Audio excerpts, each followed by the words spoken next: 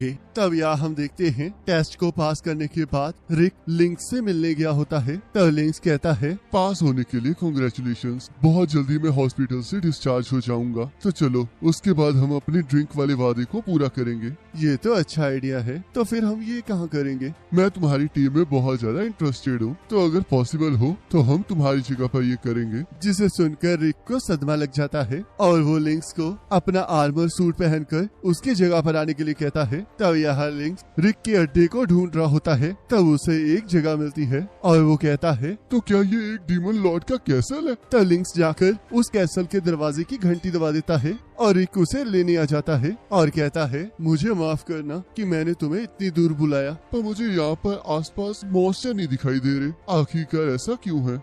Monster इस जगह से दूर ही रहते हैं। तो फिर तुमने मुझे ये आर्मर पहनने के लिए क्यों कहा? ये बस इसलिए है ताकि आप कॉफिन में घर वापस ना जाएं। आखिरकार तुम्हारा इससे क्या मतलब है? और तब वो लोग पैलेस के अंदर चले जाते हैं, जहाँ रेनेट लिंक्स का स्वागत करती है और एलिस रिक को खेलने के लिए बुला रही होती है। तब लिंक्स सोचता है, काश मेरी बेटी भी इसी की तरह खुश रहे। तब एलिस अपने मैजिक से लिंक्स पर हमला कर देती है। तब लिंक्स सोचता है, इसने तो सिर्फ बैंक कहकर ही 6 नेचर मैजिक को मेरे ऊपर फेंक दिया। पर तभी रिक लिंक्स को बचा लेता है और हम देखते हैं एलिस के मैजिक से कैसल की दीवार टूट जाती है। तब रिक कहता है, मास्टर एलिस, मैंने आपको कितनी बार कहा है कि कैसल के अंदर मैजिक का यूज ना किया कीजिए। ये तुम्हारी गलती है क्योंकि तुम इतनी देर से मेरे साथ खेलने नहीं आ रहे हो। तब रेनेट कहती है, एलिस, तो क्या मैं रेपरेशन फीस को तुम्हारे खाने में से काट लूं? तब एलिस कहती है, नहीं, प्लीज ऐसा मत करना, मैं ऐसा कभी नहीं करूँगी। तब रिक कहता है, लिंक्स, मैं थोड़ी देर एलिस के साथ खेलने जा रहा हूँ, क्योंकि अगर मैंने उसे ऐसे छोड़ दिया तो वो दोबारा ऐसा फिर से करेगी,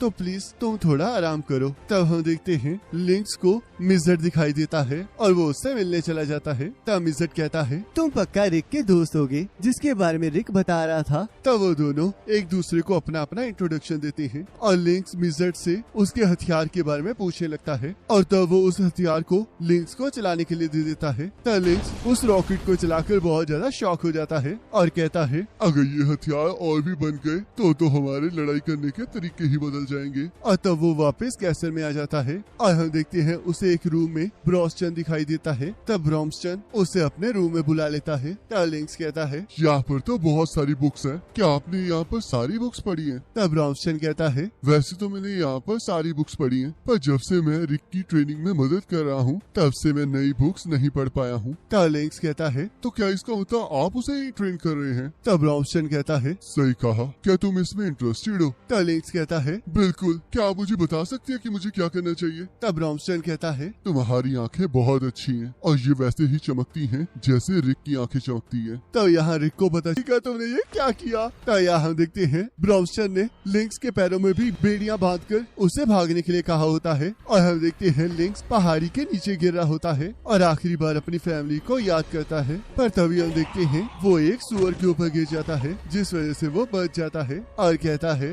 आखिरकार अब ये क्या है? तब रेनेट कहती है, ये आज का डिनर है। मुझे बचाने के लिए थैंक यू। इन वेट्स को देखकर लग रहा है कि आप मास्टर ब्रॉम्स्टन के साथ ट्रेनिंग कर रहे थे। तुम बिल्कुल सही कह रही हो। उन्होंने मुझे कहा कि मुझे पहाड़ी के ऊपर से नीचे की तरफ भागना है, पर उसके बाद उन्होंने मुझे धक्का दे दिया। अगर तुम यहाँ पर ना होती तो अब तक मेरी लाश यहाँ होती। ये तो आपने बिल्कुल सही कहा, क्योंकि मास्टर ब्रॉम्स्टन ने ऐसे ही मास्टर रिक को कई बार मारा है। तब ब्रॉम्स्टन वहाँ जाता है और लिंक्स को ट्रेनिंग करवाने के लिए फिर से वहाँ से ले जाता है। तब यहाँ शाम को लिंक्स का बुरा हाल हो चुका होता है। तब रिक कहता है, मैंने तुम्हें पहले भी वार्न किया था। तब लिंक्स कहता है, मिस्टर ब्रॉम्स्टन ने कहा था कि वो मुझसे ज्यादा ट्रेनिंग नहीं करवाएंगे। यहाँ पर किसी पर भी भरोसा नहीं करना चाहिए और ऑर्केलियन फेस्ट में इन तीनों की बातों पर तो बिल्कुल भरोसा नहीं करना चाहिए। तब ब्रॉम्स्टन कहता है, चिंता मत करो, अगर इसे कुछ भी हो जाता तो मैं इसे दोबारा से जिंदा कर देता। तब रिक कहता है, क्या एक पर्सन की लाइफ आपके लिए कोई मायने नहीं रखती है? तब मिजर्ड कहता है, तुम्हें पहले से पता था कि चीजें ऐसी हो सकती हैं, तो ये तुम्हारी गलती है कि तुमने इसे यहाँ बुलाया। तो यहाँ लिंक्स और रिक चाय पीने लगते हैं और लिंक्स कहता है,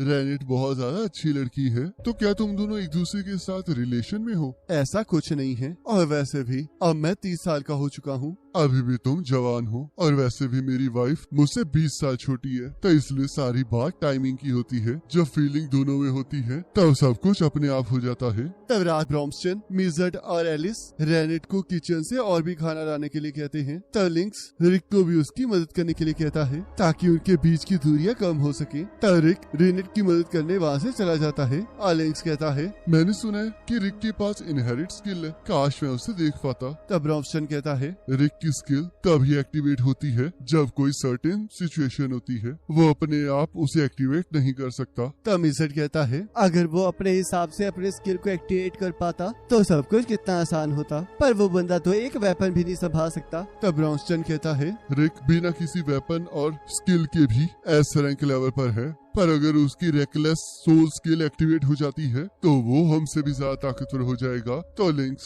मैं तुमसे एक चीज पूछना चाहता हूँ, क्या तुमने मैजिक क्रिस्टल के बारे में सुना है जिसे 6 ग्रांड ऑब्स कहा जाता है? तब लिंक्स कहता है, क्या आप उन मैजिक क्रिस्टल्स की बात कर रहे हैं जो कि यामाटो की बुक में लिखी गई है? तब रिक कहता है, तुमने बिल्कुल सही कहा, हमारा गोल काइजर एल्सफेट को हराना है। 6 ग्रांड ऑब्स 6 मैजिक क्रिस्टल्स हैं जो कि उस दरवाजे को खोलते हैं जहाँ पर काइजर फाइट रहता है। तब मिजर्ट कहता है, 6 ग्रैंड ऑब्स 200 साल में एक बार एक्टिवेट होते हैं और इस बार वो टाइम आ चुका है, तो वो क्रिस्टल्स पक्का स्ट्रॉन्ग मैजिक एमिट कर रहे होंगे। तो क्या आपने इस बारे में कुछ सुना है या फिर इसके रिलेटेड कोई चीज हो? तब लिंक्स कहता है, अगर आप सभी लोग इस बारे में बात कर रहे हैं तो वो सही ही होगा, पर अभी तक मुझे ऐसा कुछ याद नहीं आ रहा, तो इसलिए मैं एक बार सीक्रेट एजेंसी से इसके बारे में बात करूंगा और अगर मुझे कुछ पता चलेगा तो मैं आपको बता दूंगा। तारिक कहता है, वैसे मैं आपसे पूछना चाहता था कि क्या आपके पास मेरे लिए कोई और एडवाइस है, क्योंकि वो सारी चीजों में तो पूरी तरह से परफेक्ट है, जिस वजह से मुझे अच्छी टाइमिंग नहीं मिल रही है। तो यहाँ अगले दिन हमें एक गिल्ड दिखाया जाता है। तब रे कहती है, अब तो मैं एक एडवेंचरर बन चुकी हूँ, तो आखिरकार मुझे यहाँ पर साफ सफाई क्यों करनी पड़ रही है? मैं तो अब लड़ सकती हूँ और यहाँ के मॉन्स्टर्स मेरे आगे बिल्कुल नहीं टिक पाएंगे।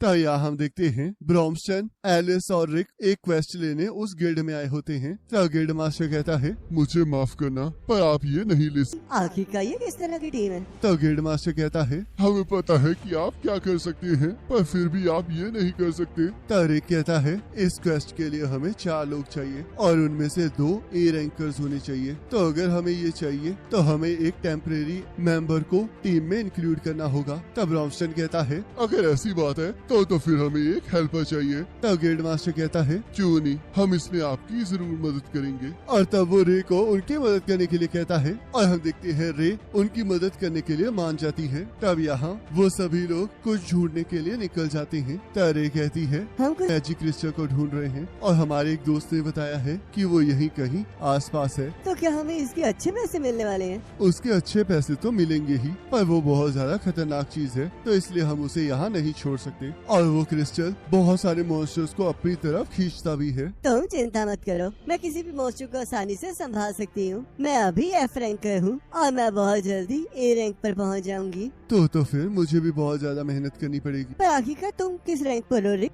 मैं अभी ई रैंक में प्रमोट हुआ हूँ। ये तो सच में बहुत लेट चल रहा है, मुझे इसके जैसा बिल्कुल नहीं बनना है। और तब यहाँ उन्हें वो क्रिस्टल दिखाई दे जाता है। तब यहाँ उन्हें रास्ते में एक ड्रैगन मिल जाता है और ये कहती है, ये तो एक वाइबर्न है, ये तो अकेले ही बहुत ज्यादा खतरनाक होते हैं और अगर इनका नेस्ट करीब है तो ये अपने दोस्तों को भी साथ बुला सकते हैं। तब ब्रॉम्स्टन आगे बढ़ने लगता है और ये कहती है, रुको जरा, क्या तुम्हारे पास कोई प्लान है? तब ब्रॉम्स्टन कहता है, प्लान? अगर मुझे कोई प्लान बनाना ही है तो फिर मैं इन्हें रास्ते से हटाता जाऊंगा। और तब वो उस ड्रैगन को एक जोरदार मुक्का मारता है जिससे वो ड्रैगन दूर जाकर गिरता है। तब ये कहती है, अगर तुम ऐसे करोगे तो उसके दोस्त जल्दी ही यहाँ आ जाएंगे। तब ब्रॉम्स्टन कहता है, इसी वजह से मैंने उसे ज्यादा जोर से पंच नहीं मारा ताकि वो मरे ना। आखिरकार तुम लोग पागल हो क्या तुम लोग उस वेवर्न का खाना बना चाहते हो? तब रिक रे को वहाँ से ले जाता है और ये कहती है, तुमने ये कभी नहीं कहा था कि हम वाइबर्न से लड़ने जा रहे हैं? क्या तुम लोग मुझे मारना चाहते हो?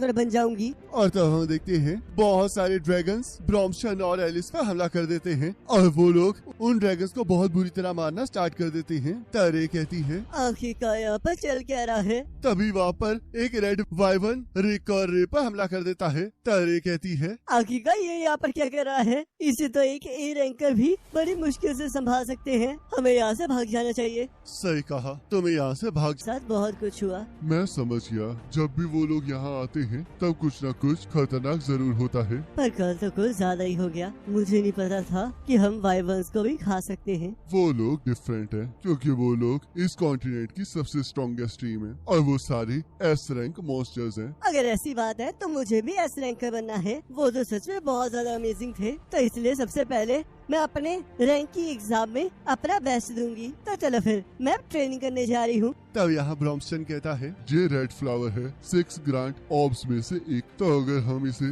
माना से रेजोनेट करेंगे तो हमें बाकी 6 ग्रैंड ऑब्स की लोकेशन भी पता लग जाएगी। तब एलिस कहती है, ये मैं ट्राई करना चाहूंगी। तब मिसेट कहता है, ऐसा कुछ नहीं होगा क्योंकि अगर तुम ऐसा करोगी तो तुम पूरे कैसल को उड़ा दो। और तब मिसेट अपने मैजिक की मदद से एक और ऑब की लोकेशन ढूंढ लेता है। तब ब्रॉम्स्टन कहता है, ये जगह तो हेरेक्टोपिया लग रही है। ये वो फेमस कंट्री है जो कि अपने क्लोसम और कॉम्पैक्ट स्पोर्ट के लिए बहुत ज्यादा फेमस है। और इसी के साथ एपिसोड खत्म हो जाता है।